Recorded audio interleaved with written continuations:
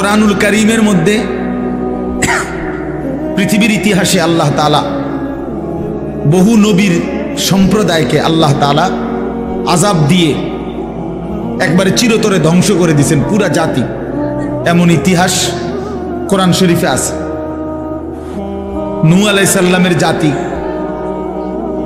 হযরত হুদ আলাইহিস সালামের জাতি, হযরত লূত আলাইহিস সালামের জাতি, হযরত সালেহ আলাইহিস সালামের জাতি, হযরত শুআইব আলাইহিস সালামের জাতি। বিশেষ করে এই পাঁচটা কওম উল্লেখযোগ্য, যাদের পুরা কওম আল্লাহ তাআলা নাফরমানির কারণে আল্লাহ তাআলা চূড়ান্ত আযাব দিয়ে ছোট বড় কোলের বাচ্চা পেটের বাচ্চা সব শেষ করে দিয়েছে, একসাথে শেষ। এই জাতির প্রত্যেকটার অগণিত অপরাধ ছিল। এর মধ্যে উল্লেখযোগ্য বিশেষ বিশেষ কোনো একটা অপরাধ ছিল, এক এক কওমের এক একটা। এর মধ্যে শুআইব আলাইহিস সালামের জাতি, যেটা কওমে শুআইব, এই হযরত শুআইব আলাইহিস সালামের জাতি আল্লাহ তাআলা এই জাতিকেও ধ্বংস করে দিয়েছে। আসমানি এক ফেরেশতা আইসা আল্লাহর হুকুমে ফজরের ওয়াক্তে শুআইব আলাইহিস সালামের জাতির এলাকায় একটা বিকট চিৎকার দিছে, এক আওয়াজে পুরা কওম ফাসবাহু ফি দারিহিম জাসিমিন, সকলেই তাদের নিজ নিজ ঘরে উপুর হইয়া পইরা ওইখানেই মারা গেছে।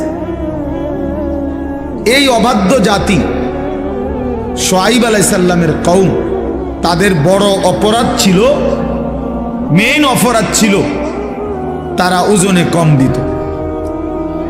কোরআন শরীফে আছে এই নবী শুআইব আলাইহিস সালাম তাদেরকে শত শতবার, হাজার হাজার বার, লক্ষ লক্ষ বার বলছে, লা তানকুসুল মিকিয়াল, আমার জাতি ওজনে কম দিও না। ওয়া আউফুল কাইলা, তিনি বলছে হে আমার জাতি ওজন পূর্ণ করে দাও, ওজনে কম করো না। ইন্নী আখাফু আলাইকুম আযাবা ইয়াউমিন আযীম, আমি তোমাদের উপরে বড় ভয়ানক আযাবের ভয় করছি। তোমরা যেভাবে মানুষকে ঠকাচ্ছ, অচিরেই তোমাদের উপরে বড় সড় আযাব আসবে। এই কথা কোরআনে আছে, উনি বারবার বলছে, কিন্তু নাফরমান জাতি পাত্তা দেয় না। একদিন সত্যি সত্যি আল্লাহ তাআলা ফেরেশতা পাঠিয়ে বিকট চিৎকার দিয়ে ফেরেশতার এক আওয়াজে পুরা জাতি শেষ। আর ভোরবেলা তারা কেউ আর জাগে নাই। তাহলে আমার বলার উদ্দেশ্য হলো এটা, ওজনে কম না দেওয়া। অসংখ্য ব্যবসায়ী এই তার পণ্যের মধ্যে ওজনের মধ্যে কম দেয়, ঠকায়, এটা একটা নিকৃষ্ট পাপ, জুলুম। এই ব্যক্তির জন্য জাহান্নাম। আল্লাহ নবী সাল্লাল্লাহু আলাইহি ওয়াসাল্লাম বলছেন, আত-তাজিরুস সাদুকুল আমিন মা'আন নাবিয়্যিন ওয়াস সিদ্দিকিন ওয়াস শুহাদা ওয়াস সালিহিন। যেই ব্যবসায়ীর মধ্যে দুইটা গুণ আছে, এক নাম্বার সাদুক, যে সব অবস্থায় সত্য বলে, সিনা অসিনা সবার সামনে। দুই নাম্বার হলো আল আমিন, বিশ্বস্ত, কাউকে ঠকায় না, পরিচিত অপরিচিত কাউকেই না। তা আল্লাহ নবী সাল্লাল্লাহু আলাইহি সাল্লাম বলেন, এই দুই গুণের অধিকারী, সর্বদাই সত্য বলে, সর্বদাই বিশ্বস্ত, এই দুই গুণ যেই ব্যবসায়ীর মধ্যে থাকবে, আল্লাহ তাআলা তাকে নবী, সিদ্দিক, শহীদ, আউলিয়াদের সাথে হাসরের ময়দানে উঠাবেন, হাসরের ময়দানে উঠাবেন। তাহলে এটা বোঝা গেল হালাল ব্যবসা এবং সৎ আমানতদার ব্যবসায়ী অনেক দাম, অনেক দাম। আর এর বিপরীতে প্রতারক, যে ঠকায়, ধোঁকা দেয়, সে রাসূলুল্লাহ সাল্লাল্লাহু আলাইহি সাল্লামের অন্তর্ভুক্ত নয়, উম্মত নয়। হাদিসে কথা স্পষ্ট আছে। নবী সাল্লাল্লাহু আলাইহি সাল্লাম একদিন মদিনার বাজারে কোনো একজন ব্যবসায়ীর গমের স্তূপ, গম স্তূপ দিয়ে রাখছে বেস্তুবিল্লাহ। আল্লাহ নবী সাল্লাল্লাহু আলাইহি সাল্লাম সামনে গিয়ে দেখলেন উপরে সবগুলো গম শুকনা। নবীজি সাল্লাল্লাহু আলাইহি সাল্লাম ভিতরে হাত ঢুকাই দিলেন, হাদিস এটা। হাত ঢুকাইয়া ভিতর থেকে গম বাহির করে আনলেন যেগুলো ভিজা। তা আল্লাহ নবী সাল্লাল্লাহু আলাইহি সাল্লাম বললেন, এই যে তুমি উপরে সবগুলো শুকনা গম দিয়া ভিজাটাও চালায় দিবা, এটা তো তুমি ধোকা দিলা। গ্রাহককে কি দিলা? ধোকা দিলা। ভিজা আর শুকনার দাম বরাবর না। তো আল্লাহ নবী সাল্লাল্লাহু আলাইহি ওয়াসাল্লাম স্পষ্ট বলছেন, মান গাশশানা, এই তখন বলছে কথাটা, মান গাশশানা ফালাইসা মিন্না, যে কাউকে ধোকা দেয় সে আমার উম্মতের অন্তর্ভুক্ত নয়। আমি তাকে চিনি না, আমি তাকে চিনি না, সে আমার উম্মত নয়। তো যিনি সুপারিশ করবেন, যিনি হাউজে কাউসারের পানি দিবেন, তিনি যদি বলেন তোমারে আমি চিনি না, তুমি আমার উম্মত না, তা আপনার সুপারিশ করবে কোন আব্বা? আপনারে হাউজে কাউসারের পানি দিবে তখন কোন আব্বা বলেন?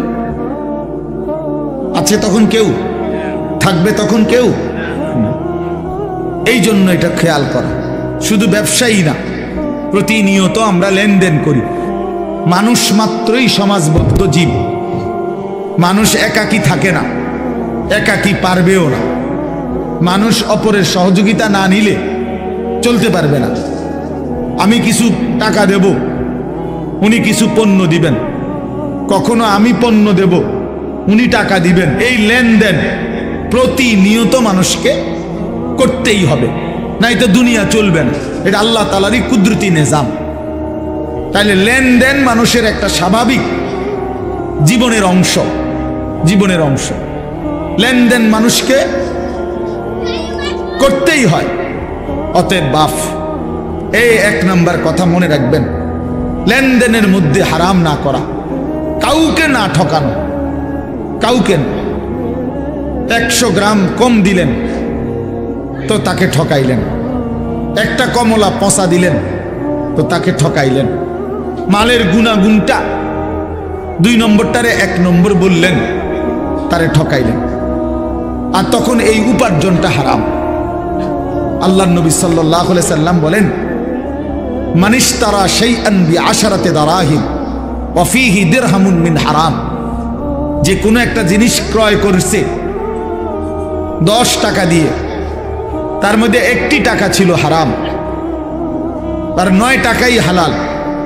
আল্লাহ নবী সাল্লাল্লাহু আলাইহি ওয়াসাল্লাম বলেন, আল্লাহ তাআলা ওই জিনিসটি যতক্ষণ পর্যন্ত তার কাছে থাকবে, তার কোনো ওয়াক্তের ফরজ কিংবা নফল দান কিংবা সাদাকা আল্লাহর দরবারে কবুল হবে না। সরাসরি হাদিস। ওই ভাই এই লাইট এটা সরা, ওটা ফালতু কোথাকার, ওটা ঘুরে বয়ে। এই জন্য তার কোনো নামাজ বন্দিগি ইবাদত কবুল হবে। একেবারে স্পষ্ট হাদিস। কোরআন শরীফে আছে, একটা বিষয় আছে এমন, আল্লাহ নিজে বলছে, বন্ধু আদম আলাইহিস সালাম থেকে নিয়ে আপনি 1.25 লক্ষ আম্বিয়াকেও আমি এই একই আদেশ করছি, ওই একই হুকুম আমি ইমানদার সমস্ত বান্দাকেও করেছি। এমন একটা হুকুম, সেটা কি? সেটা হলো হালাল খাও এবং নেক আমল করো। এই কথাইটা যে আগে উপার্জন হালাল, আগে বক্ষণ খাবার হালাল খাও, অতঃপর আল্লাহর ইবাদত করো, এই কথাইটা হুবহু আল্লাহ 1.25 লক্ষ নবীকেও বলছেন এবং সমস্ত ইমানদার উম্মতকেও বলছেন। কথা বুঝছেননি আমার? তাহলে এই মুশতারাক হুকুম সমস্ত নবীর জন্য যেই হুকুম, রাসূলুল্লাহ সাল্লাল্লাহু আলাইহি সাল্লাম বলেন, ইন্নাল্লাহ তাআলা আমারাল মুমিনিনা কামা আমারা বিহিল মুরসালিন। আল্লাহ তাআলা রাসূলদেরকে যেই হুকুম করেছেন, হুবহু এই হুকুম ইমানদারদেরকেও করেছেন। যে 1 নাম্বার রোজগার হালাল, বক্ষণ খাবার হালাল। 2 নাম্বার হলো আল্লাহর ইবাদত, নেক আমল, নেক আমল। এই জন্য বাপ আমরা অনেক সময় খামখেয়ালি মনে করি, খামখেয়ালি মনে করি। হালাল রোজগারের বিষয়টাকে পাত্তা দেয় না। এই সুদের টাকা, কিস্তির টাকা, মিথ্যা হারাম রোজগার, বাটপারি, সিটারি, ওজনে কম দেওয়া, আবার গিয়া নামাজ পড়ে মনে করবে যে চলবে না, চলবে না, চলবে না, হবে না। কোনো ব্যক্তি শুধু নামাজ পড়লে তারে নামাজি বলে, কেউ রোজা রাখলে তারে রোজাদার বলে, কেউ হজ করিলে তারে হাজি সাহেব বলে, কেউ দান করিলে তারে দানশীল বলে।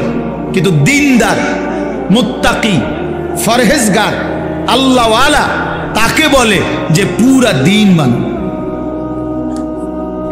কথা বুঝছেননি আমার?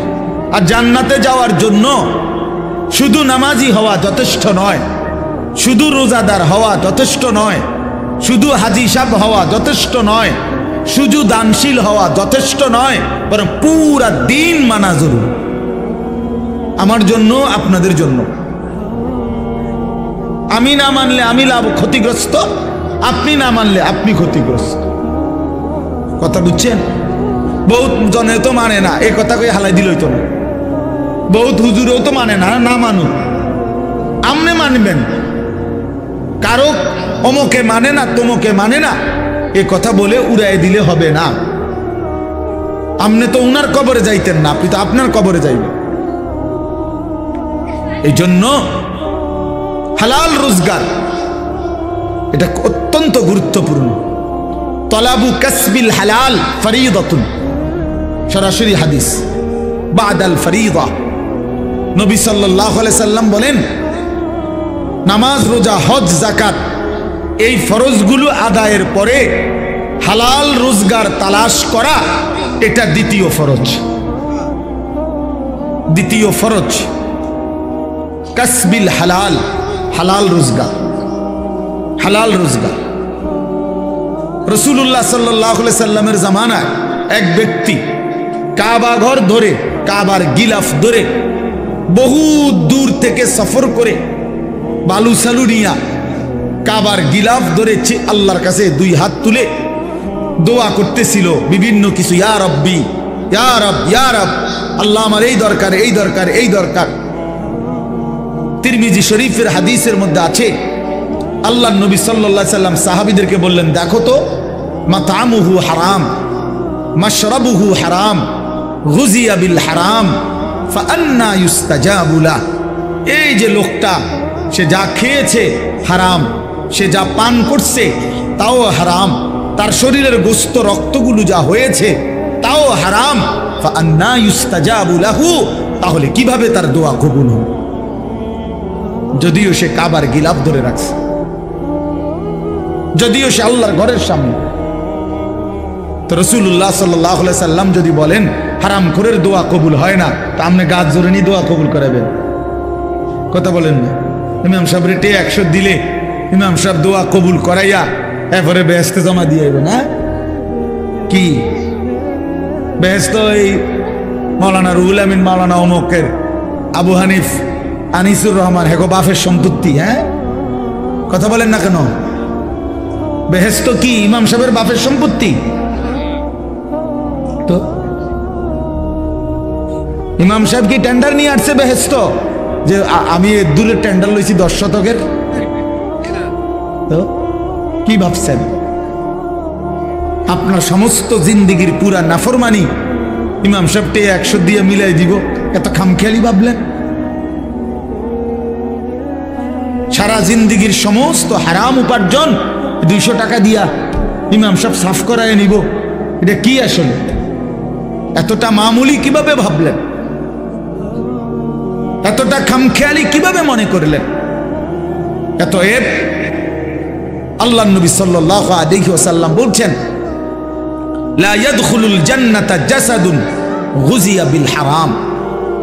ওই দেহ জান্নাতে প্রবেশ করবে না যে দেহের গোস্ত, মাংস, রক্ত হয়েছে হারামের দ্বারা। আল্লাহর কসম, এটা হাদিস, নবী সাল্লাল্লাহু আলাইহি সাল্লাম বলছেন। আমি নিজে হাদিসের ব্যাখ্যার মধ্যে পড়ছি, আহা বদনসিব ওই ব্যক্তি যে ব্যক্তি তার গোটা ফ্যামিলিকে, বউ বাচ্চাগুলোকে হারাম টাকা খাওয়াইছে, তার এই হারাম রোজগার দিয়েই সবাই খাওয়াইছে পড়াইছে। তো হাদিসের ব্যাখ্যায় মুহাদ্দিসিনে কেরাম বলে এই হারামখোর, এই নাফরমান নিজের জন্য জান্নাত বরবাদ করলো, পুরা ফ্যামিলির জান্নাতও বরবাদ করলো। পুরা ফ্যামিলির জান্নাত বরবাদ করে দিল, সবার জান্নাত বরবাদ করে দিল।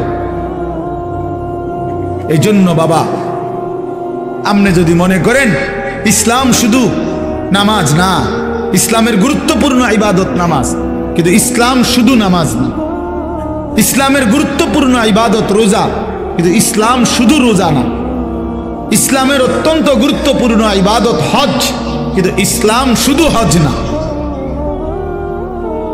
শুধু হজ না। ইসলাম পুরা দিন মানা। ইয়া আইয়ুহাল্লাযীনা আমানু দুখুলু ফিস সিলমি কাফা, পুরা দিনে প্রবেশ করো। আল্লাহ বলছে 100। এই জন্য আমি আপনাদের কাছে এই প্রথম কথা এটা বললাম, কেউ, আমিও আপনিও নিয়ত করেন কাউকে ঠকাবেন না, বলেন ইনশাআল্লাহ। এটা অনেক বড় জঘন্য, অনেক বড় নিকৃষ্ট মানসিকতা, নিকৃষ্ট মানসিকতা। এবার আসেন এই আয়াতের এই শব্দের আরেকটু ব্যাখ্যা, সেটা হলো তাতফিফ, মানে বান্দার হক আল্লাহর হক কোনো কিছুতেই কমতি না করা, ঘাটতি না করা। এটা তাফসীর আছে।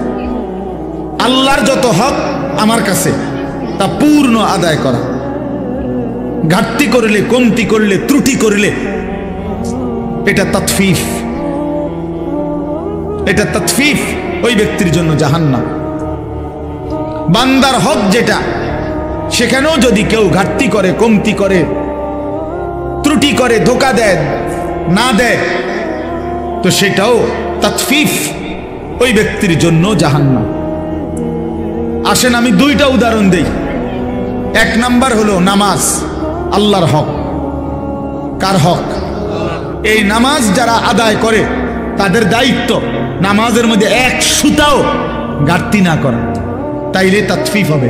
হাদিসে আছে রুকু, সেজদা, ওযু, নামাজের নিয়ত, সানা, সূরা ফাতিহা, কোরআন শরীফের সূরা, তাসবিহ, আত্তাহিয়াতু, দুরূদ শরীফ, দোয়ায়ে মাসুরা, দোয়ায়ে কুনুত এবং ধীরস্থিরতা, কোনো কিছুর মধ্যে ত্রুটি না করা। ত্রুটি করলে তাতফিফ, ত্রুটি করলে আল্লাহর হকের মধ্যে ত্রুটি করলেন, আপনার জন্য জাহান্নাম। আপনি গ্রামের না শহরের, আপনি স্কুলের না কলেজের, আপনি মূর্খ না পাবলিক, আপনি কি গ্রামের সাধারণ মানুষ না অসাধারণ, এগুলো কোনো কথা না, এগুলো একটাও কোনো হিসাব না। আপনি মুসলমান কিনা সেটা বলেন। যদি বলেন হ্যাঁ আমি মুসলমান, তাহলে অবশ্যই অবশ্যই সূরা, কেরাত, দোয়া, কালাম, রুকু, সেজদা, নামাজ 100 শুদ্ধ হইতে হবে। যার সূরা অশুদ্ধ, যার দোয়া কালাম অশুদ্ধ, যার আলহামদুলিল্লাহ সূরা অশুদ্ধ, সে আল্লাহর হকের মধ্যে ত্রুটি করছে, তার নামাজ আদায় হয় না, জাহান্নাম তার জন্য অপেক্ষা করছে। আপনারা এই বোকামি করেন, আপনাদের অন্তরের মধ্যে কেউ বসাই দিছে আমরা সাধারণ মানুষ, আমরা গ্রামের মানুষ, আমরা সিধা সাদা মানুষ, আমরা জেনারেল মানুষ, আমরা স্কুল কলেজে পড়ছি অথবা কিছুই পড়ি নাই, আমগো দোয়া কালাম সূরা কেরাত কোন রকম একটু হইলে এবে রুকু সেজদা দেওন, আমরা কি এর এত টান ফার্মু? কাজে আমরারে এমনি বেহেশত দিতে হইব, আর হুজুররারে বেহেশত দিতে হইলে সূরা কেরাত, দোয়া কালাম 100 শুদ্ধ সঠিক বুঝা এরপরে হুজুরের বেহেশত দিতে হবে। কারণ আমগো লাগে বেহেশতটা কঠিন হয়ে গেছে, আমনের জন্য এটা সহজ হয়ে গেছে। এটা তো বেইনসাফি, আর আল্লাহ তো বেইনসাফি করতে পারে না। আমি যদি আল্লাহরে কই আল্লাহ আমি বেহেশতে যাইতে হইলে 30 পারা কোরআন শরীফ আমার শুদ্ধকরণ লাগছে, আমি রুকু সেজদা ঠিক করণ লাগছে, এবারটা বেহেশতে যাইতে গিয়া এবার আর কিছুই ঠিক করণ লাগে নাই, এমনি বেহেশতে যাইতেছে গা, এটা কেমন ইনসাফ হইল? কথা বলেন না? তখন কি কি ব্যাপার ভাই? এই জন্য সাবধান। আবু হানিফ ভাই এটা বলতেছিল যে কেমন মুমিন হলেন, আল্লাহর কোরআন শুদ্ধ পড়তে পারেন না?